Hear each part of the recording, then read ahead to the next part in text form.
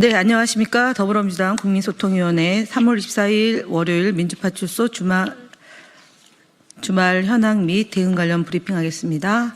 함께하신 허위조작정보감시단 김동아 의원님 함께하고 있습니다.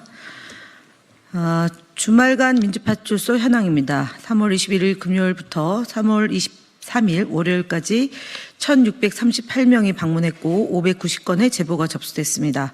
매체별로 유튜브가 23.56%이지 네이버가 22.37%, SNS에서 11.19%, 틱톡 5.59%, 커뮤니티 4.24% 순으로 제보가 되었습니다.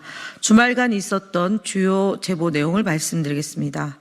첫째, 지난주 헌법재판소 앞 기자회견에서 발생한 백혜련 의원에 대한 계란투척 테러 사건과 관련해 민주당의 자작극이라는 허위사실이 집중적으로 유포되고 있다는 제보가 있었습니다.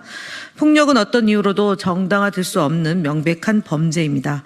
허위조작 감시단은 이 같은 허위사실 유포에 대해 강력한 법적 대응을 할 것입니다. 더불어민주당과 허위조작 감시단은 허위 정보를 퍼뜨린 자에 대해서 끝까지 책임을 묻겠습니다. 그 어떤 경우에도 선처가 없다는 점을 말씀드립니다. 둘째, 최근 전국에 걸쳐 발생한 대형 산불을 민주당 또는 중국 간첩 소행으로 몰아가는 어처구니 없는 허위 주장이 유포되고 있습니다. 전라도를 제외하고 경남 지역에만 공산당 빨갱이들이 불을 지르고 있다. 중국 화교들이 나라를 불태우고 있다 등의 주장은 근거 없는 날조이며 명백한 허위 사실입니다. 셋째, 경찰과 중국을 연관짓는 왜곡된 정보도 지속적으로 퍼지고 있습니다. 지난 3월 21일 한 네이버 블로그에는 헌법재판소 앞에 있던 경찰이 사실은 공안이었다는 식의 주장이 게시되었습니다. 글 작성자는 해당 경찰관에게 신분 확인을 요청한 뒤 확인해 보니 해당 경찰관은 사무실에 있었다. 따라서 헌법재판소 앞에 경찰관은 공안이다라는 허위 주장을 유포했습니다. 이러한 허위 사실은 공권력을 심각하게 훼손하고 국민의 신뢰를 무너뜨리는 중대한 사안으로 반드시 엄중하게 처벌되어야 합니다. 한편 지난주 문형배 헌법재판관을 죽이고 분신하겠다는 살인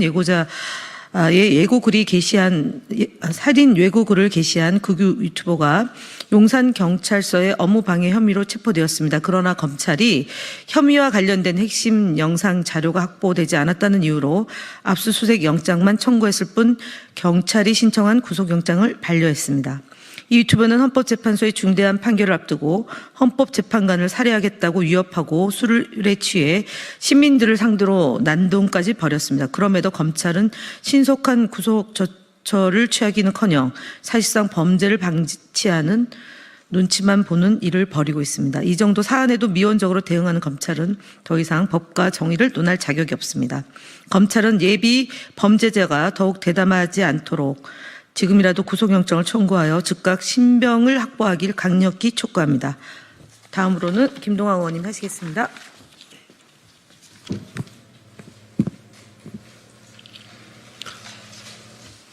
네, 주요 대응 현황 보고드리겠습니다.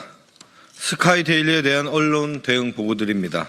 스카이데일리는 민간 국가 지정과 관련해 좌파 세력이 국민을 선동하고 있으며 더불어민주당이 입법부를 장악해 전횡을 일삼고 있다는 왜곡된 보도를 내놓았습니다.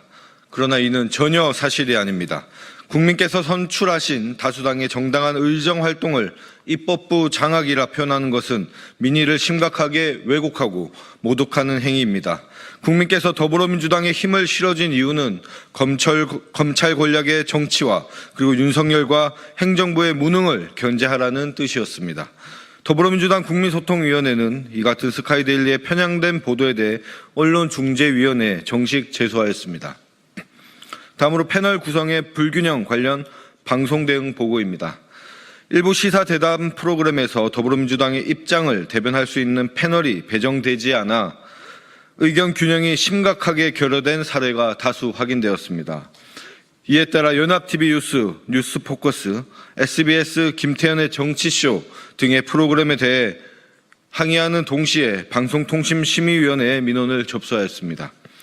마지막으로 유튜브 대응 보고드립니다. 유튜브 내 커뮤니티 가이드를 위반하여 허위 조작 정보를 유포하고 있는 채널들에 대해 지속적으로 신고 조치를 취하고 있습니다. 신의 한수, 공병호 TV, 이봉규 TV 등은 부정선거 및 탄핵 관련 허위 사실을 반복적으로 그리고 악의적으로 방송하고 있으며 이에 대해 유튜브 측에 공식적으로 신고 조치를 완료하였습니다. 다음으로 국민의힘 거짓말 시리즈 68번째입니다. 권영세 국민의힘 비상대책위원장은 3월 20일 자당 비대위 회의에서 이재명 대표의 발언에 대해 이미 이재명 대표 주변 인물들의 연쇄 사망이 있었던 터라 농담으로 넘겨들을 수 없는 섬뜩한 발언이라고 주장했습니다. 이는 정치검찰의 수사 압박으로 인해 사망 사례를 이재명 대표 악마화에 이용한 매우 악의적인 허위 주장입니다. 강압수사의 피해자를 정치적으로 활용한 명백한 고인 모독이며 인간적 금도를 벗어난 실언입니다. 2024년 6월 인권연대 발표에 따르면 2004년부터 2023년 20년간 검찰 수사 중 자살한 사망자가 163명에 달합니다.